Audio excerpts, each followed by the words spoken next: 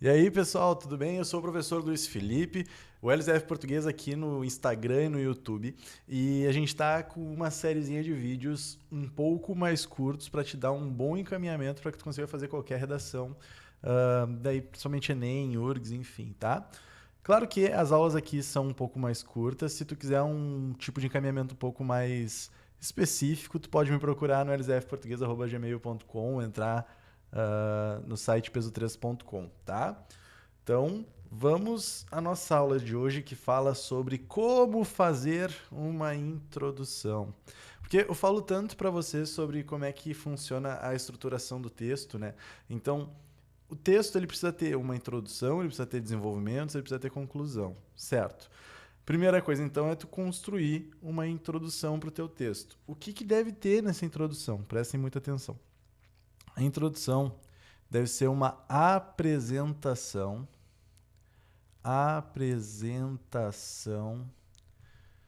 do que será discutido. Porque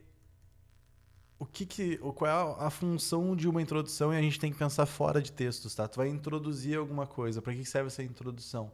Para que ela mostre o que vem na sequência. Então é muito importante que tu já saiba o que vem na sequência. Então no vídeo anterior, quando eu falei para vocês sobre o planejamento da redação, eu sempre gosto de falar que eu não gosto muito que a introdução seja a primeira coisa que o aluno pense.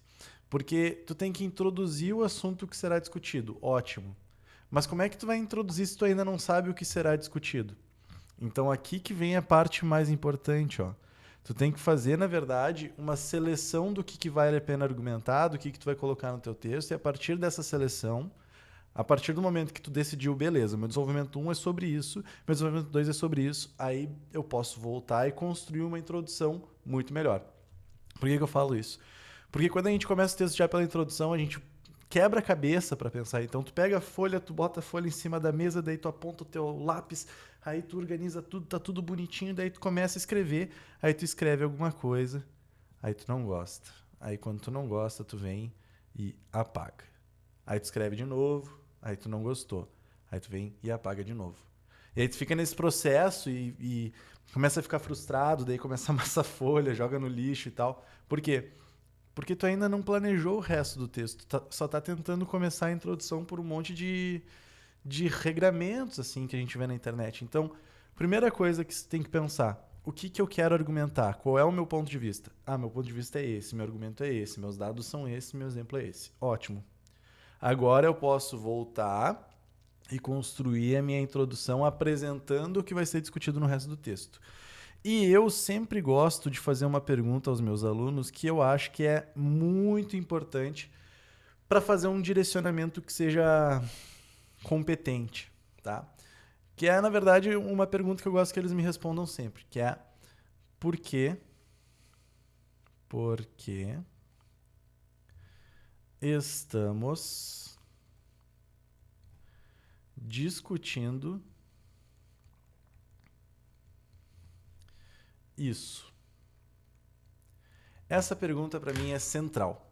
Por que estamos discutindo isso? Então, se tu pega um tema de redação que fale sobre violência contra a mulher, ótimo.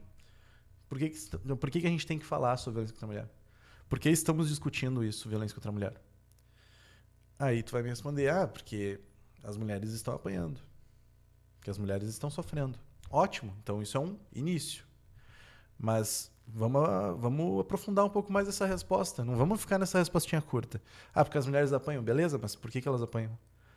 Porque o homem acredita que é superior à mulher. Ótimo, de onde que vem isso? Não, isso vem de um pensamento patriarcal e tal. Beleza, então tu já tá começando a pensar em como tu vai argumentar. Mas agora eu vou perguntar de novo, a partir do momento que tu já pensou um pouco mais sobre o assunto, eu vou te perguntar de novo. Por que estamos discutindo isso? Por que nós temos que falar sobre violência contra a mulher? Porque em pleno século XXI ainda tem mulher sofrendo e a gente quer uma sociedade que evolua, uma mulher não pode sofrer. Ótimo, então é isso que vai estar na tua introdução. Tu vai começar a pensar que existia um pensamento antigo que acreditava que a mulher era inferior ao homem. E nós estamos no século XXI E esse pensamento ainda não foi completamente dizimado. Então é por isso que nós precisamos falar sobre violência contra a mulher. E aí tu começa a apresentar o próprio tema. Tu começa a apresentar o que está sendo proposto pela banca para vocês, né? Então, tu pega qualquer assunto e a partir do momento que tu se pergunta por que estamos discutindo isso, tu começa a pensar numa introdução que fique um pouco mais direcionada de fato, sabe? Então tu pega, por exemplo, intolerância racial. Por que que nós temos que discutir sobre intolerância racial? Poxa, porque em pleno século XXI, novamente, que em pleno século XXI ainda há pessoas que acreditam que o branco é superior ao negro. E isso tem consequências na nossa sociedade. Tá, mas que tipo de consequências? Beleza? Daí tu começa a encorpar cada vez mais o teu pensamento e tu começa a perceber o que vai aparecendo depois no teu desenvolvimento. Mas o que vai estar na tua introdução? Não é a argumentação já. Tu não vai começar a argumentar já na introdução, mas tu vai apontar para o que vai ser argumentado na sequência. E esse apontamento muito vem dessa pergunta que se faz. Então, se tu se pergunta por que eu tenho que discutir sobre intolerância racial, é porque isso é um problema atual. Se isso é um problema atual, da onde é que veio isso? Não, é porque antigamente se acreditava que o negro era uma mercadoria. Se acreditava que o negro não tinha alma. E que hoje esse pensamento ele tem que ser exterminado. Mas por que tem que ser exterminado? Porque os negros estão na sociedade, assim como os brancos, está todo mundo convivendo igual. Se todos são iguais, por que eles não são tratados de forma igual? E onde que eles não são tratados de forma igual? Então tudo isso vai começando a aparecer no teu texto e o teu texto vai ficando cada vez mais competente. Sempre lembrando aqui que eu estou discutindo assuntos bem pertinentes de prova de Enem, inclusive de que já apareceram, né? Então é só para fazer vocês perceberem o que tem que ter na introdução. Ela tem que apresentar o que vai ser discutido. Por isso que é difícil tu já começar o texto escrevendo a introdução. Então, se tu faz um planejamento prévio do que vai vir depois, aí tu volta para a introdução e tu aponta. Isso é motivado por esse motivo e por esse motivo. Ótimo. Aí os motivos tu vai colocar depois no desenvolvimento de forma mais bem argumentada. Mas se tu já sabe o que tem lá no argumento, é fácil tu voltar para a introdução, aí tu responde a pergunta. Antigamente se pensava de uma forma, atualmente se pensa de outra, apesar de ter resquícios do pensamento antigo. Isso é motivado por tal motivo e por tal motivo. Os motivos que eu estou colocando na introdução, eu já sei que eu consigo falar depois do desenvolvimento. Então fica muito mais fácil para mim e eu tiro a possibilidade de me frustrar ao produzir uma redação, que é o que normalmente acontece com as pessoas que não gostam de redação, é porque elas ficam frustradas nessa construção, enfim, né? Certo? E aí, claro, agora que tu já entende um pouco mais sobre o pensamento que tem que ter na introdução, eu vou te mostrar rapidinho os tipos de introdução que a gente tem. Por exemplo, a gente pode ter, existem vários, tá? Mas eu coloquei aqui 5 importantes. Que vai ser a definição, por exemplo, que daí tu vai definir o problema. Por exemplo, vamos falar sobre gordofobia. Beleza. As pessoas sabem o que é gordofobia? Ah, claro que sabem, é o medo de gordo. Não, não é medo de gordo. É a repulsa em cima da pessoa que está acima do peso e que vai trazer consequências para ela na sociedade, como, por exemplo, ela não vai conseguir uma vaga de emprego por causa do fato dela estar acima do peso, sabe? Então, a partir do momento que tu define já na introdução, tu já coloca o teu leitor a par da situação e tu vai favorecer o teu movimento de convencimento, porque a gente sabe que o texto serve para convencer o leitor de que a tua opinião está certa. Aí a segunda possibilidade ali, a alusão histórica, tu já trazer um momento histórico que tem a ver com o que está acontecendo. Então, a época do Brasil colônia funcionava dessa forma e agora funciona de outra. Então é uma comparação que eu acho fantástica.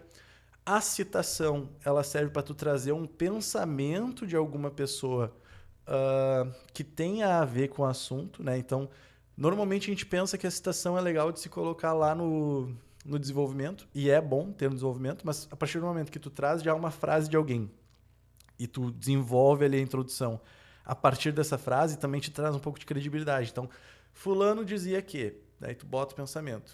Isso se aplica na sociedade dessa forma. Então, tu já pode colocar assim já na introdução. É um movimento que serve também. Temos também a narração, em que tu vai exemplificar alguma situação. Por exemplo, aconteceu no Rio de Janeiro tal coisa, que o menino foi baleado pelas costas, etc, etc. Ponto. Isso mostra o quanto a situação é problemática, etc, etc. Então tu começou já narrando uma situação, já mostrando, criando uma situação para o teu leitor imaginar ações, sabe? Então é legal também. E aí tem o meu preferido. Mas que eu não quero também manipulá-los a fazer sempre dessa forma. Mas eu gosto muito da oposição de ideias, ah, sem necessariamente trazer um equilíbrio, tá? Porque a oposição de ideias, ela meio que monta bem como vai ser mostrado o teu desenvolvimento. Porque o que acontece? Quando eu estava na escola, eu gostava muito de fazer essa oposição de ideias em que eu construía assim. De um lado, pessoas que acreditam em tal coisa. De outro, pessoas que acreditam em outra coisa. E aí eu dava os dois lados completamente separados. E aí terminava minha introdução dizendo que, apesar da divergência de ideias, é necessário que se discuta tal coisa, com base nisso, com base... Enfim, eu mostrava os dois pontos de vista sobre o assunto. Pessoas que acreditam em uma coisa, pessoas que acreditam em outra. E aí, na hora de construir meu desenvolvimento, eu construí o desenvolvimento 1 sobre as pessoas que pensavam numa coisa e o desenvolvimento 2 sobre pessoas que acreditavam na outra coisa. Então, eu tinha os dois desenvolvimentos meio que bem encaminhados. Mas o que é importante de destacar aqui? Que eu não tentava equilibrar de forma alguma. Então, se eu acreditava no desenvolvimento 1, então eu descredibilizava o desenvolvimento 2. O que eu quero dizer? Por exemplo, de um lado, pessoas que acreditam que gordofobia é um mimimi. De outro, pessoas que acreditam que a gordofobia é um problema sério. Nananana. Daí eu terminava a minha introdução. Aí no desenvolvimento 1, eu falava sobre as pessoas que acreditam que é um mimimi e por que elas acreditam assim, nisso, né? Só que se eu acredito que não é um mimimi, se eu acredito que é um problema sério, ao falar das pessoas que acreditam que é um mimimi, aí eu meio que dizia que elas estavam erradas. Então, é importante ressaltar que essas pessoas estão equivocadas por tal e tal motivo, porque funciona assim, porque a sociedade tem isso e tal. Então eu sempre gostava de apontar o que elas pensavam e por que elas estavam erradas. E daí, no desenvolvimento 2, quando eu ia defender o que de fato eu acreditava, eu já tinha descredibilizado o outro lado, então fica muito mais fácil para mim nesse caráter de convencimento, sabe? Mas o que eu tô querendo te mostrar aqui? Que existem formas da gente construir o texto que vão facilitar para nós mesmos. A ideia para que tu tenha um texto melhor é que tu encontre a forma que fique mais confortável para ti. Eu gostava dessa oposição de ideias, mas tem gente que vai olhar e vai dizer, acho difícil, porque eu fico meio confuso, eu não consigo descredibilizar e tal. Tranquilo, tem gente que gosta de começar já na definição. Tem gente que gosta de fazer sempre alusão histórica, porque sempre gosta das aulas de história, sempre sabe alguma coisa que tem a ver. Então tu tem que encontrar a forma que seja mais confortável mesmo para ti, sabe? E aí o teu texto vai ficar mais competente, tá? Então, isso aqui que eu te mostrei são as formas de fazer uma introdução, as formas de pensar uma introdução. Espero que tu tenha entendido tudo. Se ficou com alguma dúvida, me manda e-mail, tá? elisefportugues@gmail.com ou me procura no Instagram.